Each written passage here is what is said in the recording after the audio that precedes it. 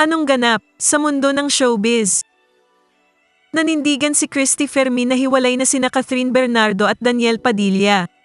Ayon aniya sa nakarating sa kanyang impormasyon, mismong ang ina ni Daniel na si Carla Estrada ang nagsabi nito sa kanyang kaibigan.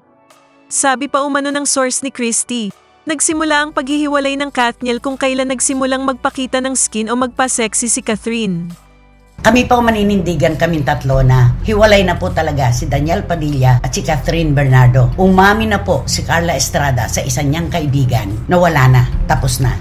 Ang tanong, kailan ito ipinanganak, itong paghihiwalay na ito? Ang sabi ng aking source, bilangin ninyo yung panahon na si Catherine ay ibang-iba na ang gaya. Nagpapakita na ng skin, nagpapasexy. Kung bibilangin natin yon, noon pala ay tapos na. Ay, gano'n? Oo. So matagal na itong naitago.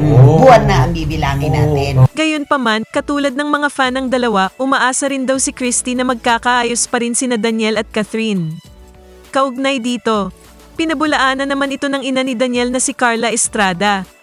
Sa kanyang official Facebook page, pumalag si Carla sa chika ni Christy Fermin na siya raw mismo ang nagsabi sa isang kaibigan na wala ng Katniel.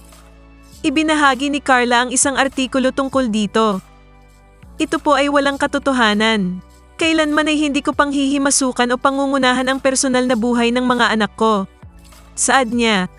Nagbunyi naman ang mga fan ni na Daniel at Catherine sa sinabing ito ni Carla.